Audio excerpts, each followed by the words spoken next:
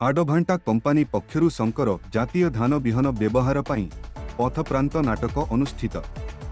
Karanjia सहरर ward number 8 ठारे कृषकों को सचेतन करने उद्देश्य तथा शंकर जातीय धान बिहन व्यवहार द्वारा मिलुथिबा लाभ बाबदकू आडभांटा कंपानी पक्षरु आज एक पथप्रांत नाटक अनुष्ठित हो जाइछि।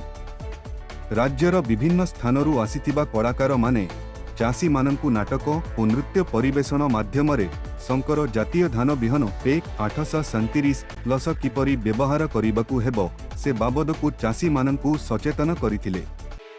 एही कार्यक्रम रे वितरक हरेराम साहू, टेरिटोरी मैनेजर चंदन कर, राकेश सी, शशिकांत पृष्टि जोगदेई चाषी को एही शंकर जातीय धान बिहनर व्यवहार और उपादेयता बाबदकू अवगत करथिले।